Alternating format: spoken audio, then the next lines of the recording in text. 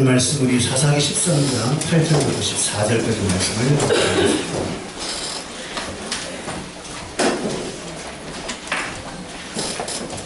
구약성경 385페이지 사사기 13장 8절부터 14절까지 384페이지요.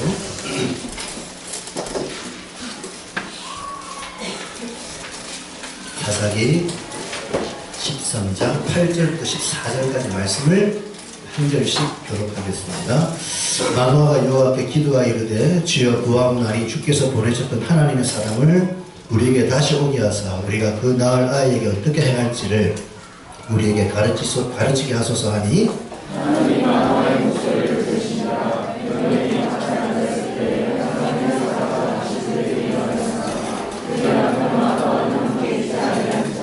여인이 급히 달려가서 그의 남편에게 알려 이르되 보소서 전일에 내게 오셨던 그 사람이 내게 나타났나이다 하매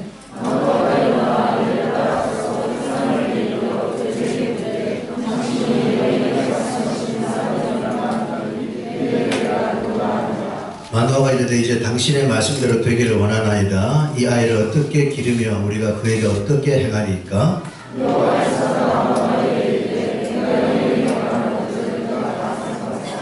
읽겠습니다. 포도나무에서 산을 먹지 말며 포도주와 독주를 마시지 말며 어떤 부정한 것도 먹지 말고 내가 그에게 명령한 것은 다 지킬 것입니다. 아니나 아멘. 편안하게 앉으셔서 말씀을 함께 나누도록 하겠습니다.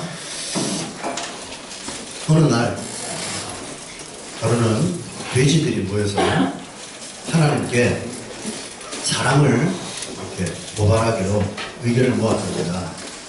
왜 갑자기 느닷없이 돼지들이 사람을 고발하느냐? 그 이유는 이 사람들이 이제 음식을 먹을 때 절제를 잘 안 하잖아요. 많이 먹잖아요. 그래서 사람들이 음식을 먹을 때 절제하지 않고 많이 막 먹을 때 왜 그 사람 보고 뭐라 그럽니까? 돼지같이 먹는다. 이런 얘기 하잖아요. 돼지들이 자존심이 상한 거예요. 아니 우리가 왜 돼지냐? 돼지는 돼지지. 왜 많이 먹는 걸 가지고 우리를 비유하느냐? 실제로 돼지들은 자기가 양식을 먹을 때 자기 위에 70에서 80%밖에 안 먹는데요, 돼지는. 그 정도밖에, 위에 꽉 차도록 안 먹고 한 70%, 80%밖에 안 먹는데 사람들은 자꾸 자기들이 많이 먹을 때 사람들이 자기들 보고 왜 자꾸 돼지처럼 먹냐라고 얘기하는 게 굉장히 속상했던 거죠. 그래서 하나님께 고발한다는 거예요. 자, 근데 돼지는 70%, 80%밖에 안 먹거든요. 사람들은 어때요? 배가 불러도 언제까지? 배가 터질 때까지. 여러분, 닭갈비 드실 때, 감자탕 드실 때, 뭐 이렇게 닭갈비 다 먹고 난 다음에 밥 어떻게 합니까? 볶죠? 볶습니다. 그죠? 눌러 붙여가지고. 근데 항상 하는 말이, 아, 배부르다. 장면이잖아요. 아, 배부르다. 그래서 유한수, 아, 배부르다 하면서 끝까지 숟가락으로 팬에 침이 벗겨질 때까지 우리 빡빡 끓잖아요. 배부르다 하면서. 이렇게 먹는 게 우리 사람이라는 거예요. 그래서 돼지 대상에서는 돼지들 중에 좀 많이 먹는 돼지를 뭐라느냐? 사람처럼 먹는 거예요. 사람처럼 먹는 거예요. 농담이겠지만 이처럼 먹는 것이든 일하는 것이든 여러분 절제하지 못하는 것은 사람밖에 없대요. 이 과식에서 취하는 돼지 없고 과로에서 쓰러지는 개미 없답니다. 개미가 부지런함의 상징이잖아요. 근데 개미 중에 과로에서 쓰러지는 개미 없고 또 돼지 중에 과식에서 취하는 돼지가 없다.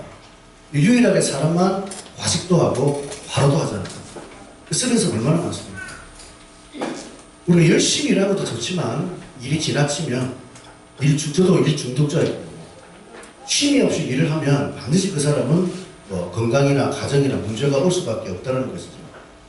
사람이 참 보면 이렇게 대단하고 잘난 것처럼 느껴지지만 이 하찮은 여러분 돼지보다 하찮은 개미보다도 절제할 힘이 없는 그런 연약한 모습을 우리가 알고 오늘도 겸손하게 우리가 겉으로 보기에 잘나 보이지만 우리 이렇게 음식 하나도 절제하지 못하고 일도 절제하지 못하는 연약한 인간임을 우리가 고백하고 인정하면서 하나님 앞에 겸손하게 오늘도 말씀을 통해 하나님의 지혜와 은혜를 구하는 시간이 되기를 간절히 바랍니다. 우리 옆사람에게 그런 겸손한 마음 웃으면서 우리 같이 하나님의 은혜를 구합시다. 인사합시다. 시작. 하나님의 은혜를 구하시기 바랍니다.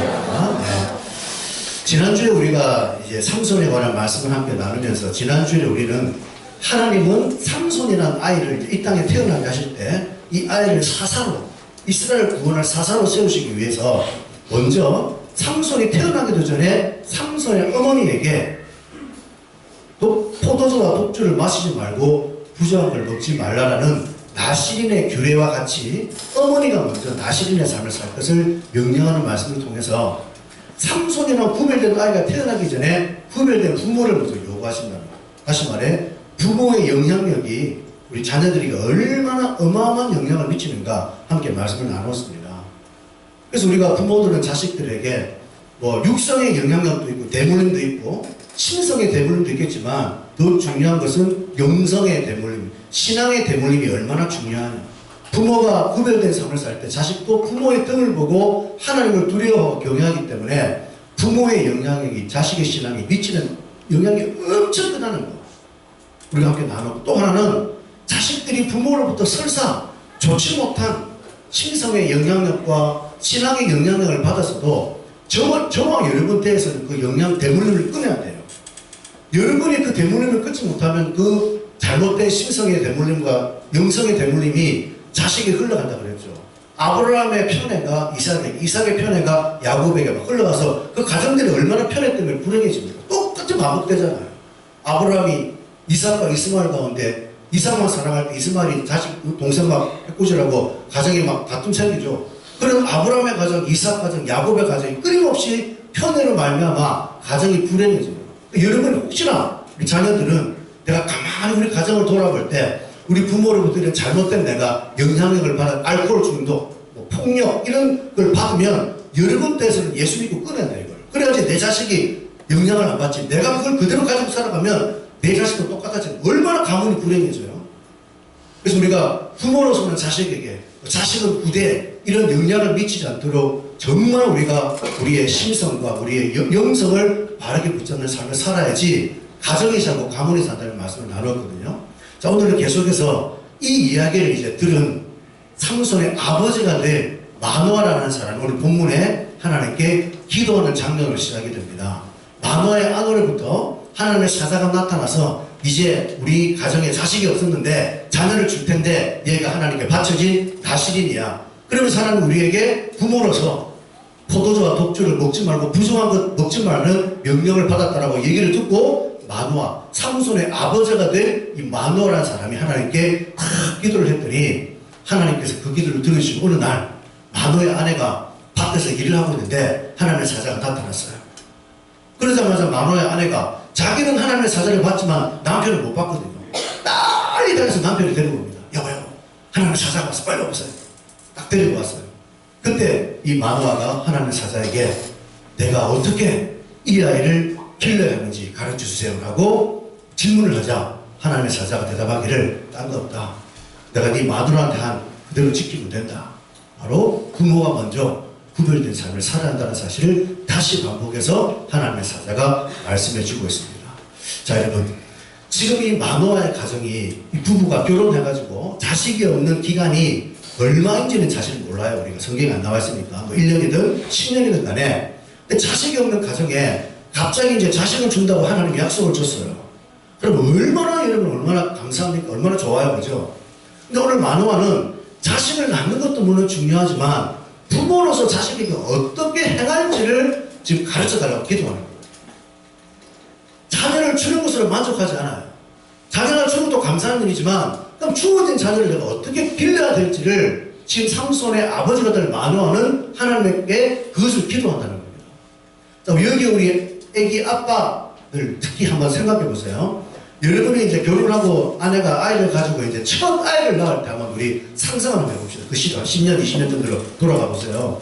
자, 아내가 이제 상고의 고통을 느낍니다. 해산날이 다가와요. 막 아프다고 막 뒹굴고 난리가 났어요. 아, 이제 병원 갈 때가 되었구나. 부랴부랴 이러면 짐을 챙겨가지고 당황하고 다급한 마음으로 차를 몰고 택시를 타고 우리가 병원에 갔어요. 가자마자 막 아내는 막 죽겠다고 난립니다. 머리 쥐어뜯고 난리 났어요. 빨리 수속을 하고 이제 아내가 분만실 들어갑니다. 이제 뭐 빠르면 몇 시간 내로, 뭐 늦으면 하루 내로 이제 아이가 나오잖아요. 그럼 우리 아빠들은 어때요? 기분 좋아서 그냥 뭐 술 먹으러 나갑니까? 아니잖아요. 분만실에 들어간 아내를 생각하면 걱정이 되니까 아빠들은 대부분 대기실에서 이제 조마조마하는 거죠.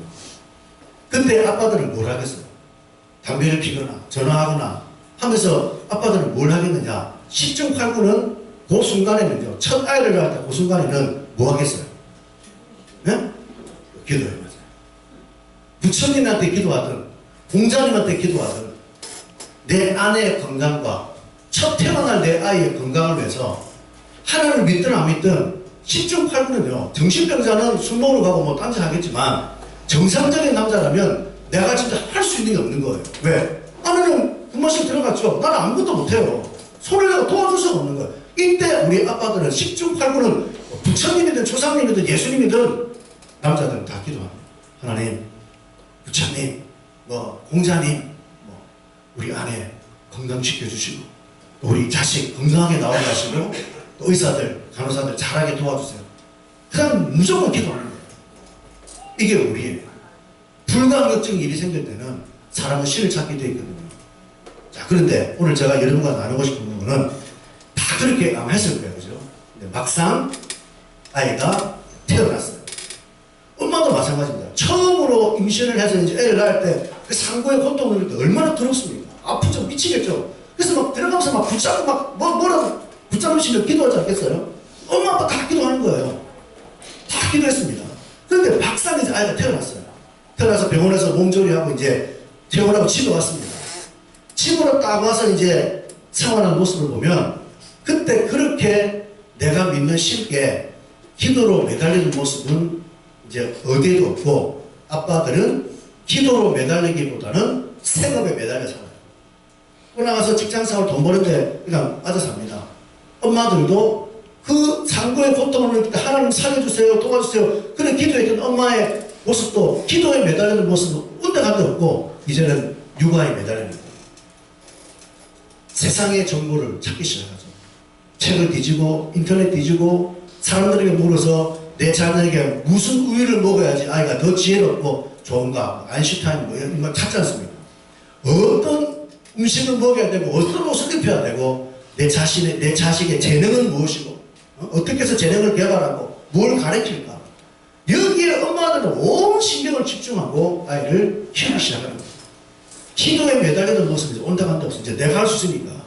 그때부터 아빠는 생업에 매달리고 엄마는 육아에 매달린 생활을 하게 되는 거예요. 그러니까 결국 신앙생활은 뒷전이 돼요. 교회를 나오긴 나겠죠. 예수 믿는 분들. 그런데 신앙에 관심을 안 둬요. 엄마들이, 아빠들이. 최소한 초등학교 들어갈 때까지는 거의 대부분의 부모들이 교회는 나오지만 신앙생활을 똑바로 하는 사람을 저는 별로 본 적이 없습니다. 별로. 심지어 요즘 우리 사회는 맞벌이 사회잖아요.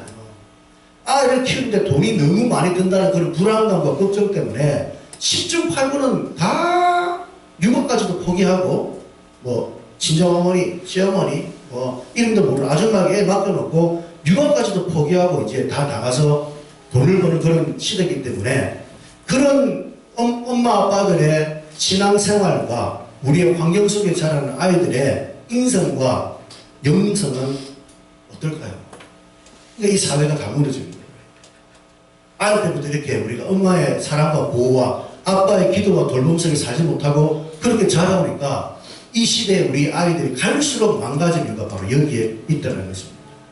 그래서 오늘 우리는 제가 지금 얘기하는 우리의 현실의 모습과 오늘 성경의 삼손의 아버지가 될 마노아의 기도와는 너무나 많은 개입이 있지 않습니까? 이 아버지는요, 자식 낳는 것도 중요하지만 하나님 내가 어떻게 키울까요? 기도 제목 첫 번째가 내가 자식을 어떻게 아버지로서 어떻게 키워야 될까요? 이걸 가르쳐 달라고 기도하는 삼손의 아버지의 마인드와 오늘날 현대 가정의 아버지와 어머니의 마인드가 이렇게 괴리감이 생긴다. 성경에 보면 사무엘상 2장에 보니까 엘리라는 제사장이 나오거든요.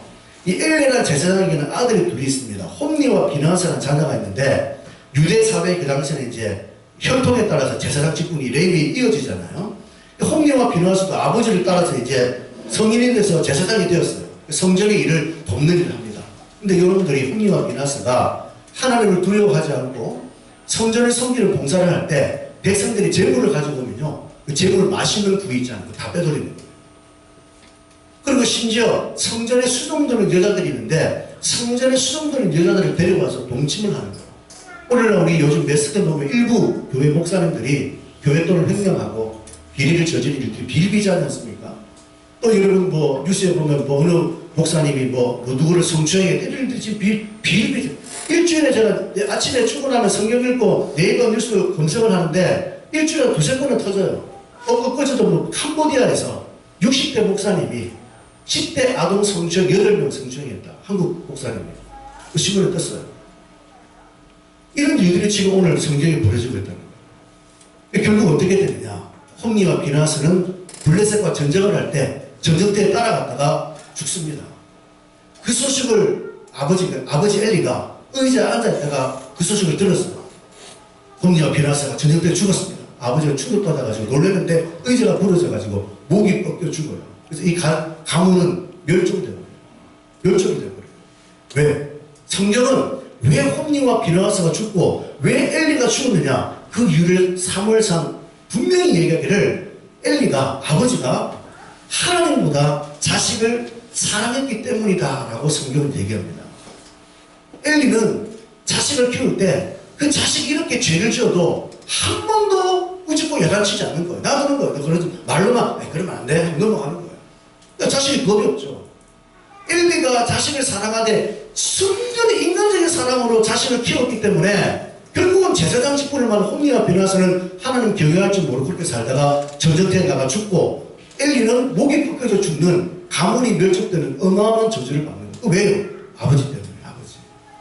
이와는 똑같은 동시대에 한나라는 가정에는 자식이 없었어요. 똑같이 오늘 만화와 가정처럼 한나가 자식이 없으니까 그의 둘째 부인 브림나로부터 끊임없이 멸시를 당합니다. 형님은 자식도 없이 뭐 끊임없이 공격하니까 너무 괴로운 거예요. 한나가 하나님께 기도하죠. 하나님 나에게는 자식을 주셔서 이 수치를 면하게 해주세요 라고 기도했더니 하나님 한나에게 자식을 줍니다. 근데 한나는요 자식을 낳자마자 전대 때까지 키웠다가 하나님께 드리는 거예요. 하나님의 사랑으로 하나님이 키워주세요 드렸더니 바로 그 아이가 누구예요? 위대한 사사 선지자 사무엘. 이스라엘 역사의 가장 위대한 선지자 사사 사무엘 선지자가 바로 한나의 자식이었습니다. 왜 그래요? 한나는 어릴 때부터 자식을 하나님께 온전히 드린 거예요.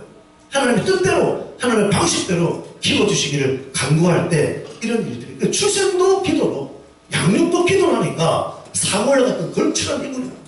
오늘 우리 사랑하는 부모님들 자식을 키울 때 뭘로 키우십니까? 신앙으로 키우시나요? 아니면 세상 방법으로 키우십니까? 지금은 잘 모르죠. 커보세요. 이제 사춘기 시작도 크면 딱 나옵니다. 어릴 때는 이제 몰라요. 따라다니니까. 이제 뭔가 아이들이 이제 독립심이 생기고 머리가 크면요. 그때부터 아이들이 확 달라지는 거예요.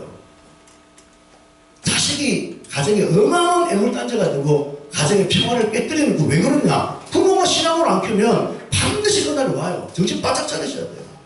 여러분 조영남이라는 가수 아시죠? 제가 예전에 이 얘기 한 적이 있습니다. 조영남이라는 사람은 우리나라에서 노래를 최고로 잘하는 서울대 성악과 출신의 가수 아닙니까?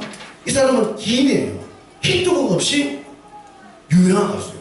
히트곡 별로 없어. 확인 안 했다. 막 부가 밖에 없는데 콘서트 하면 돈이 얼마나 비싼지 몰라요. 이 사람은 그림도 잘 그리고 여성 표현도 강하고 발시스도 잘하고 요 근래에 화투 그림을 그래서 팔다가 이 그림을 자기가 그린 게 아니라 남한테 돈 주고 그리다가 해가지고 이렇게 해가지고 뭐 지금 재판 걸려서 난리 났잖아요. 이분이 얼마 예전에 제가 TV를 보는데 아침 프로그램 뭐 나와가지고 이제 토크쇼 하는 프로그램인데 자기 어릴 때 이 얘기를 잠깐 하더라고요. 뭐라고 얘기했냐면 자기 어머니가 교회 소위 1등 권사입니다. 1등 권사가 뭡니까? 교회 봉사 열심히 하고 새벽기도 하루도 안 가지고 겉으로 보기에 1등 권사. 사실은 그게 아닌데 우리 그렇게 판단하잖아요. 새벽기도 안 가지면 1등이에요. 봉사 열심히 1등이에요. 물론 봉사해야죠.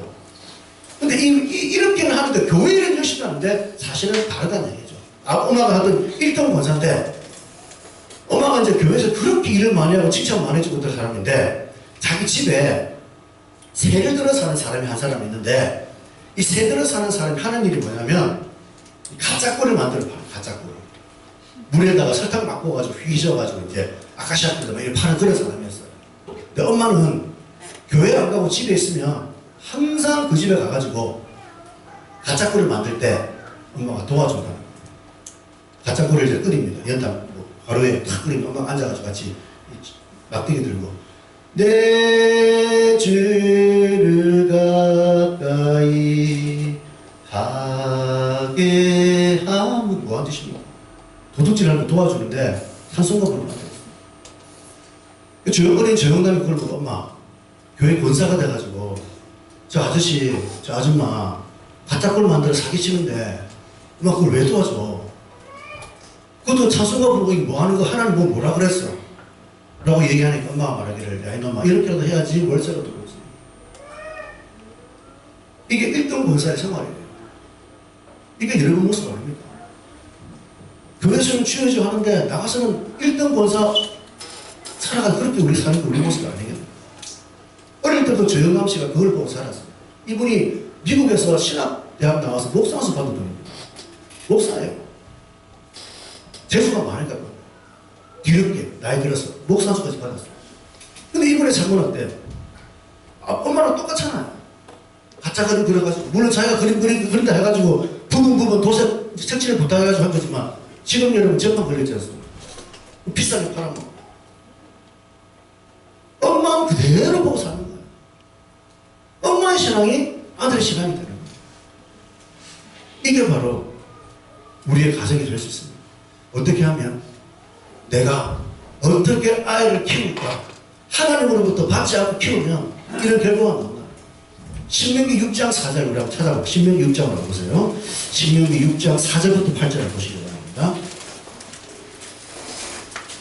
신명기 6장 4절부터 8절 구약성경 270페이지 구약성경 271페이지 신명기 6장 4절부터 8절까지 말씀을 읽어보겠습니다.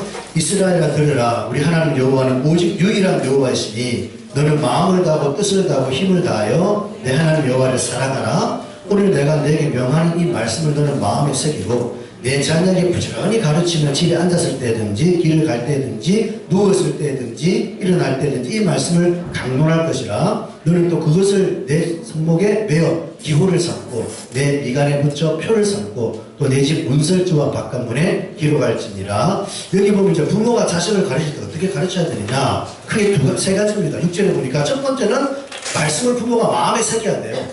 마음에 들어와 있어야 되겠죠. 두 번째는 뭐냐 7절에 부지런히 가르쳐야 돼요. 끊임없이 말씀을 가르치고 강론해야 돼요. 부모가 말씀을 가르쳐야 돼요. 세 번째는 뭐냐면 8절 9절에 보니까 손목에 메어서 말씀을 메어서 기호를 삼고 네 비가 눈과 눈 사이에 붙여서 표를 삼고 문설주와 바깥문에 붙여라. 이렇게 세 번째 행동을 요구하는데 유대인들은 이것을 잘못 해석해가지고 유대인들 집에 가면 집 문 앞에요 뭐가 있느냐 말씀을 붙여놨어요. 경문이라 해가지고 그걸 항상 들어갈 때 손으로 딱 잡고 입을 맞추고 들어가요. 왜? 성경을 문자적으로 보니까 바리새인들이 여러분 옷을 입고 다닐 때 6절에 8절에 보시면 네 손목에 메어 기호를 삼고 네 미간에 붙여 표를 삼고 옷에다가요 말씀을 붙이고 살아요.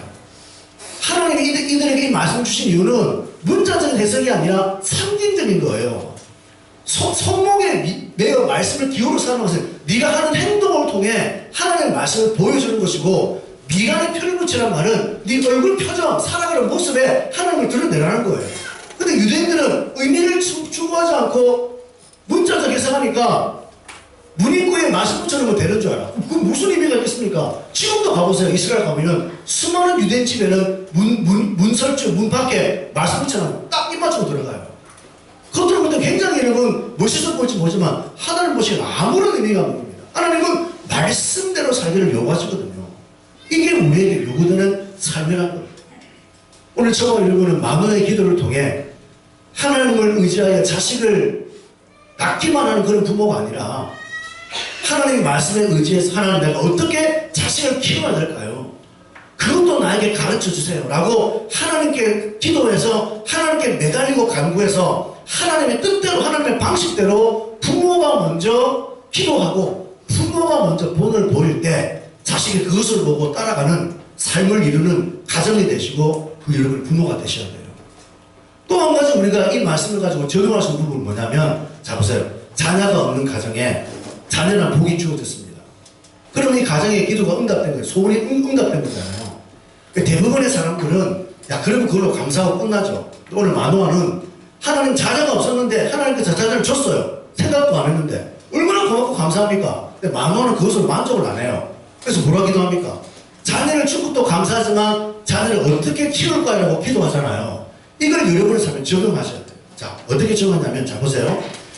정말 여러분이 인생을 살아갈 때 우리의 삶에도 만화의 가정에 어떤 자녀에 대한 결핍과 부족이 있듯이 우리의 삶에도 살다 보면 인생에 결핍과 부족이 있단 말이에요. 예를 들면 어떤 사람은 물질의 결핍, 물질의 부족이 있습니다. 그죠? 어떤 사람은 뭐 어떤 부족이 있을까요? 건강의 부족이 있을 수 있고, 또 어떤 사람은 이제 직장을 구하는데 직장이 없어요. 하나님 내게 직장을 주세요. 또 어떤 사람은 결혼해야 되는데 여친이 없어, 남친이 없어. 하나님 나에게 결혼할 상대를 붙여주세요. 라고 우리의 삶 속에도 물질, 직업, 뭐 이성, 결혼 여러 가지 삶에 필요한 결핍들이 있거든요. 우리가 나름대로 기도한단 말이에요. 근데 만에 하나 여러분이 이제 기도했을 때 그것이 하나님의 응답이 뭐든 간에 그게 채워졌습니다. 대학 문제로 기도한 학생이 하나님 이제 시험이 한 달밖에 안 나는데 내가 A대학, B대학 꼭 들어가게 도와주세요. 기도 응답인지 들어갔어요. 또 어떤 사람은 장사하려고 준비하는데 하나님 장사할 수 있는 문제를 채우시고 자리를 보게 하시고 뭐 사람 만나는 것을 기도했는데 다 됐습니다. 그러면 문제는 뭐냐? 대부분 거기서 끝나더라는 거예요. 됐습니까? 내 결국에 채워졌습니까? 아 이제 대학도 갔어요. 장사도 시작했어요. 사업도 해요. 응? 또 뭐 여친도 생겼어요. 그러면 우리는 거기서 끝나버려요. 이게 문제예요. 이게 문제예요. 우리는 우리의 소원을 빌고 응답을 요구할 때 응답이 이루어지면 그것으로 딱 끝납니다. 어떻게 하느냐? 하나님께 감사합니다. 여기 나와서 이제 뭐 간증 하나 하고 멘트 말하고 그다음에 좀 더 한다면 5만원 헌금하고 그런 이제 끝나더라는 거예요. 교인들이 다. 근데 오늘 만원을 보세요. 자식이 없는데 자식이 주어졌을 때 그걸로 끝나는 게 아니라 주어진 자식을 어떻게 키울까 묻지 않습니까? 여러분도 마찬가지예요. 여러분이 대학에 갔다, 사업을 시작한다, 장사를 한다. 하나님 길을 열어줘서 우리 수정자매도 지난주에 간증했지 않습니까? 뭐 이렇게 어려운 상황 속에 연기되고 길어졌는데 하나님께서 또 좋게 해가지고 뭐 적은 돈을 들여서 이제 사업을, 장사를 시작이 되었어요. 가게를 열게 되었습니다. 근데 우리는 거기서 이제 하나님께 감사한 거 5만원 끝나버린다는 거죠. 그럼 어떻게 해야 되느냐? 여기서 그럼 어떻게 내가 장사를 할 건지, 어떻게 내가 대학을 다닐 건지 그걸 물어봐야 돼요. 우리 한번 재작년에 우리 고3이 40명이잖아요. 고3이. 고3만 40명이에요. 다 어디 갔습니까? 다 어디 갔어요? 대학 들어가니까 이들이 고3 때 얼마나 열심히 나왔어요. 나는 솔직히 목사지만 얘들 너무 교회 찾아오는구나. 하여튼 너무하구나. 너무 자주 오니까 말은 안 했지만 너무 자주 내가 불안한 거야. 물론 그들의 마음속에 고3이기 때문에 어떤 진로에 대한 불안감 때문에 하나님 찾는 거 좋아요. 그래서 열심히 나왔어요. 근데 보세요. 대학 들어간다 어디 갔어요? 다 갔잖아요. 다 떨어지나 하지 않습니까? 그거 왜 그래요? 대학 들어가기는 기도하는데 대학 생활을 어떻게 할지는 구하지 않으니까 대학 가니까 열려라 참게 문이 열리니까 막 술, 담배 다 빠져 사는 거예요. 하나님 다 멀어지지 않습니까? 물론 또 그 가운데 정말 하나님 은혜로 택함받은 자는 지금 돌아와요. 또 보니까 그 하나님 택한 자녀의 증거죠. 그걸 제가 여러분 탓하는 게 아니라 우리의 실수가 뭐냐면 대학 가서 가는 것도 물론 중요하지만 대학 갔을 때 내가 어떻게 살지를 주님께 붙잡고 매달리지 않기 때문에 이런 결과가 왔다는 거예요. 많은 사람들이 사업이나 장사를 할 때 사업을 하게 해주세요. 장사하게 해주세요. 기도합니다. 하나님 손길로 사업이 되어지고 장사가 되어져요. 감사하죠. 근데 우리는 여기서 끊으면 안 돼요. 그러면 열렸으면 여기서도 내가 어떻게 사업을 하고 어떻게 장사를 해야 될지를 주님께 묻고 나가야 되는데 그걸 안 묻고 그 모든 장사의 축복이 모든 사업의 축복이 독이 되더라고요. 독이. 결혼하려고 기도했는데 남자친구 생겼어요. 그 독이 되버려요. 그냥 복이 아니라 신혼 뒤처럼 챙겨버리고 결혼하려고 기속에 입속에 했으니까 결국 그게 전부 다 뭐냐 복이 돼버리는 거예요. 저와 여러분 이런 우리를 범하지 않아요. 오늘 만화의 기도를 보세요. 자식이 없는 가정에 자식이 주어졌습니다. 할렐루야 하나님 감사해요. 헌금 100만원 이걸로 끝나는 것이 아니라 하나님 내가 어떻게 이 자녀를 키워야 될지 나에게 가르쳐주세요 라고 만화가 기도한 것처럼 저와 여러분도 하나님이 내게 어떤 응답과 결과를 주실 때 그것으로 하나님 감사합니다 할렐루야 끝낼 것이 아니라 이 주어진 복을 내가 어떻게 굴려서 진정한 복으로 만들지를 여러분이 지금부터 정말 기도하셔서 주의 나라와 의를 구하는 삶을 사는 사람은 반드시 하나님이 되게 되어 있어요. 근데 대부분의 교인들이 주의 나라 의를 구하자. 말로는 그렇게 하는데 실제로는 그렇게 하지 않습니다. 결국 내게 주어진 복 때문에 하나님과 관계가 등한이 되고 하나님을 등지고 살 때 우리는 결국 그 모든 복이 되어버린 결과를 만들더라는 거예요. 오늘 저와 여러분은 주신 이 말씀을 통해 이 만호의 기도를 통해 두 가지를 이제 붙잡고 사셔야 됩니다. 하나는 뭐냐? 정말 하나님께 의지해서 자식을 낳는 건 중요하지만 더 중요한 것은 자식을 바르게 키울 때 정말 부모가 하나님께 매달려 기도하고 하나님의 방법으로 자식을 키워야 한다는 사실과 또 하나 여러분에게 주어진 복으로 만족하지 말고 내게 주어진 복을 복으로 바뀌어지지 않도록 그 복을 잘 관리하고 하나님께 구해서 하나님의 뜻대로 복을 굴려서 더 큰 복으로 만들어가신 은혜가 저와 여러분의 삶 가운데 함께하기를 주의 이름으로 축원합니다. 이 시간 주신 말씀 가지고 함께 이 시간 하나님께 기도하기를 원합니다.